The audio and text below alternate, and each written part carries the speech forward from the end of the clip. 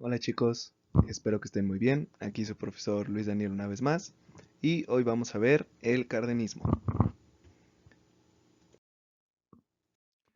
Hablar del cardenismo y de Lázaro Cárdenas del Río es hablar de una de las épocas más importantes para nuestro país, una época de consolidación económica, cultural, política y social, pero también es hablar de uno de los grandes presidentes de México.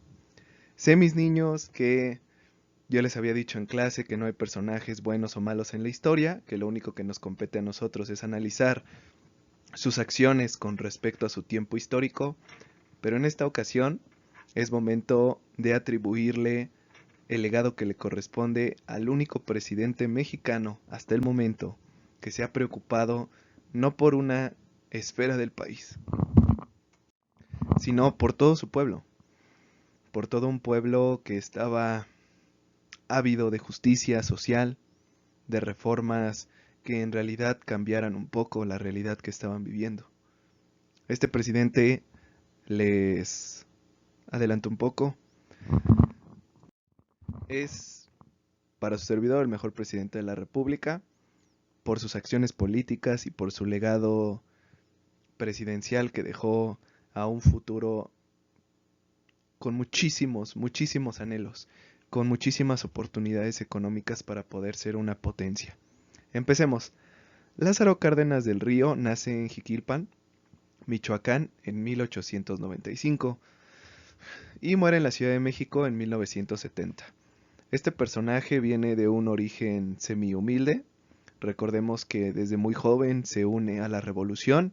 Cuando inicia y llega a Michoacán, se une bajo las tropas constitucionalistas. Recordemos que todos los presidentes después de la revolución pertenecieron, así es, a la facción constitucionalista, es decir, todos a los que se adhirieron al, al programa de Venustiano Carranza y Álvaro Obregón. Ahora, como jefe revolucionario es un personaje bastante importante, porque a diferencia de los otros jefes revolucionarios, a Lázaro Cárdenas del Río se le conoce por conciliar antes que por torturar. Es decir, él trataba de conciliar las necesidades y las intenciones sociales de los grupos a los que estaba enfrentando, porque él se dio cuenta que para pacificar al país no hay que aniquilar a los enemigos, sino conciliar con ellos. Muchas veces los que creemos que son enemigos, en realidad, simple y sencillamente son personas que se han resistido a un cambio que no les conviene y que a lo mejor el cambio puede ser bueno. Posteriormente se le nombra como gobernador de Michoacán. Recordemos que a todos los jefes revolucionarios o a los grandes jefes revolucionarios que participaron con Álvaro Obregón o con Plutarco Elías Calles después, se les va a dar un premio político por la entrega que tuvieron en la revolución. Entrega. Pero aquí hay algo fundamental. Esto se lo tienen que grabar, chicos.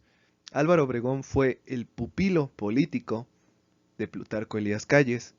A pesar de que cuando toma la presidencia, tiempo después, no tiene esa relación tan cercana, sí la tuvo cuando fue jefe revolucionario y gobernador de Michoacán. Ahora, como gobernador de Michoacán, le toca lidiar con un acontecimiento histórico muy difícil, la Guerra Cristera. Recordemos que la Guerra Cristera fue un proceso histórico que inicia en 1926 y que se suscita por la famosa Ley Calles. A diferencia de los demás gobernadores o a diferencia de la política de Plutarco Elías Calles, eh, Lázaro Cárdenas del Río decide no combatir a los cristeros de forma radical, torturarlos, asesinarlos, perseguirlos, no. Él decide que la mejor manera de ponerle fin a la revolución cristera es dialogando. Y de hecho, precisamente eso hace en Michoacán. Dialoga con los jefes cristeros para saber cuáles eran sus inquietudes y qué tenía que hacer el gobierno para calmar ese avispero que habían despertado con la ley Calles. Esa es la primera ocasión en la que Lázaro Cárdenas del Río nos demuestra que su política no es una política de imposición, no es de yo quiero, no, es una política de concesión, de conciliación, de escuchar. Él tenía una frase muy bonita que quiero que ustedes recuerden, es organízate y posteriormente reclama. Es decir, pedía que los reclamos que se estaban haciendo fueran organizados y tuvieran algún tipo de sentido.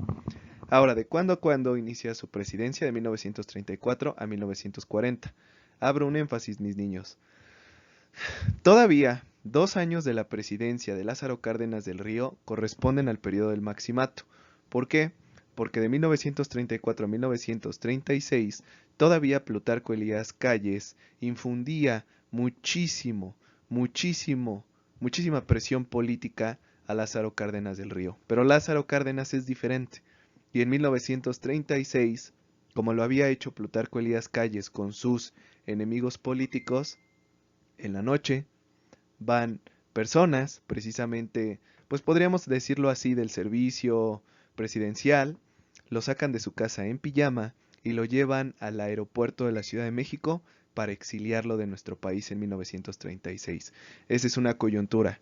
Básicamente Lázaro Cárdenas del Río le dijo: hasta aquí llega tu poder y aquí inicia el mío. Ahora, dato curioso, cuando apresan a Plutarco Elías Calles cree que Lázaro Cárdenas lo va a asesinar, como lo había hecho con anterioridad Calles. Pero ahí demuestra una vez más Lázaro Cárdenas que es diferente, que antes de ser presidente, militar, estadista, es un ser humano.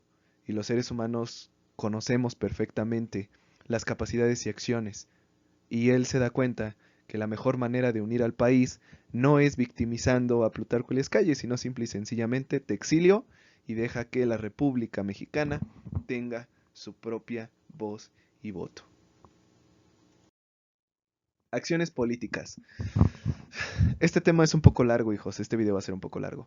Las acciones políticas. Lo importante de Plutarco Elías Calles como presidente es que impulsa la reforma agraria y crea ese concepto de ejidos. El ejido es una propiedad comunal que se le otorga a las comunidades indígenas o a las comunidades agrícolas.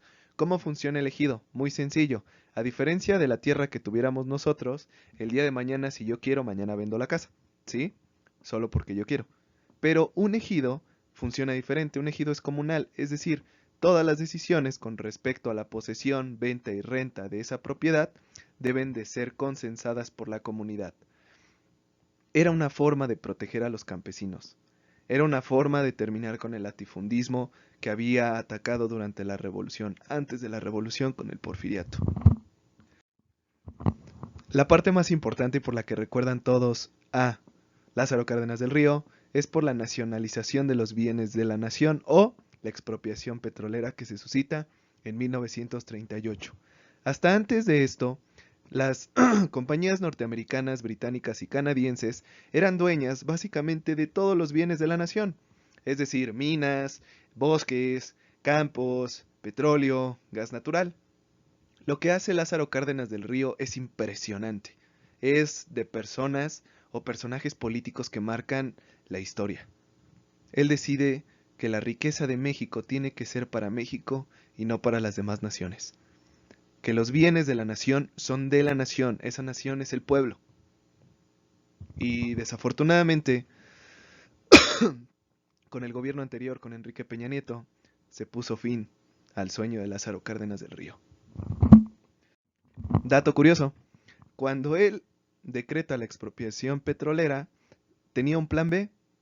Si los norteamericanos no aceptaban la expropiación de los bienes de la nación y se proponían hacer una invasión hacia México para recuperar ese control político, Lázaro Cárdenas del Río tenía una carta en donde se declaraba no apto para fungir como presidente, es decir, se daba como loco, y que esa decisión la había hecho en uno de esos casos en los cuales uno toma posesión más allá por la razón, por la pasión. Interesante el dato, ¿no? Pero gracias a la nación, a la providencia, pues obviamente se consolida la expropiación petrolera. Ahora, también el contexto es muy importante. Lázaro Cárdenas no lo hubiera logrado si la Segunda Guerra Mundial no hubiera estado a la vuelta de la esquina y los estadounidenses no hubieran tenido esa dependencia tan grande de petróleo con México. Es decir, aprovechó una coyuntura histórica. Es un personaje sumamente inteligente, de los más inteligentes que hemos tenido en nuestra nación. En política exterior es muy acertado. Por eso les digo que con Lázaro Cárdenas del Río, hay una renovación.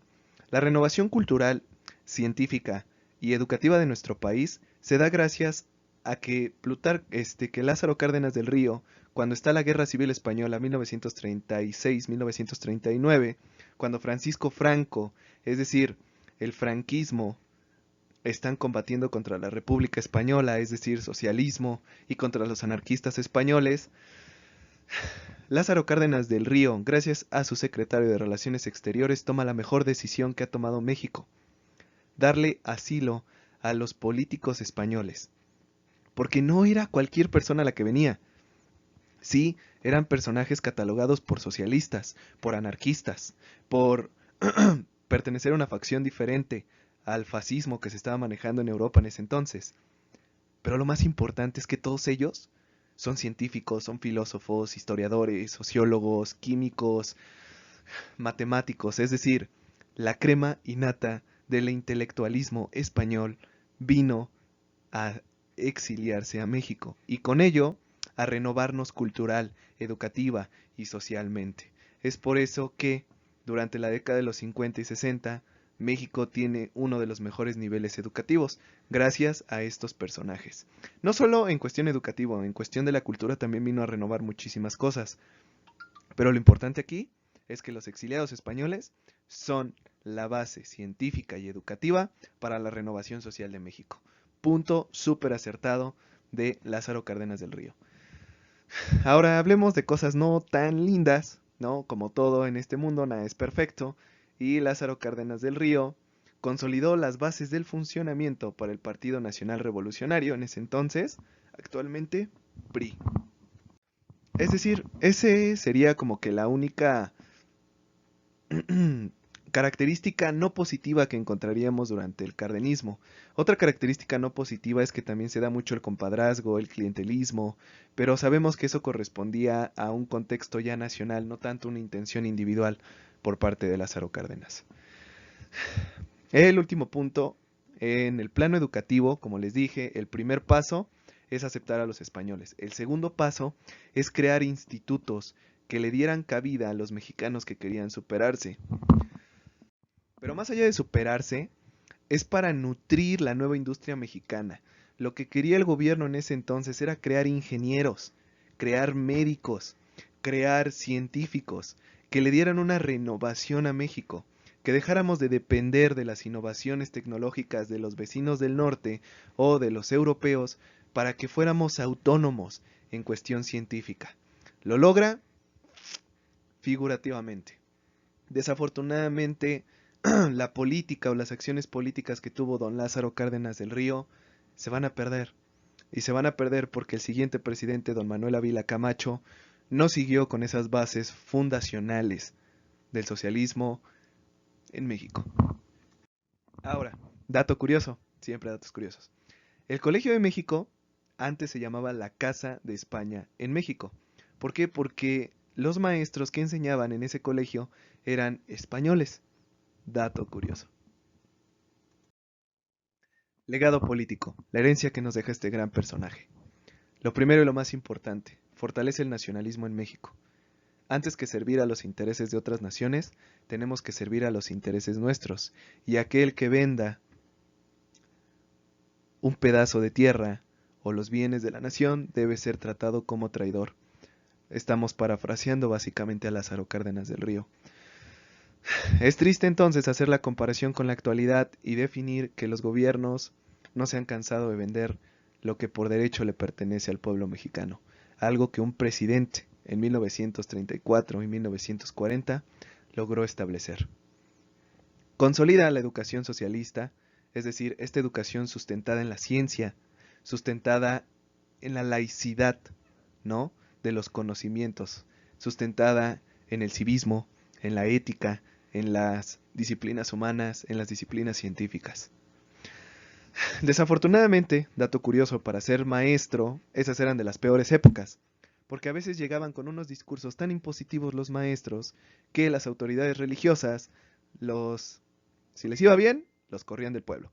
Si les iba mal, les cortaban la lengua, los colgaban o cualquier tipo de vejación ante los maestros.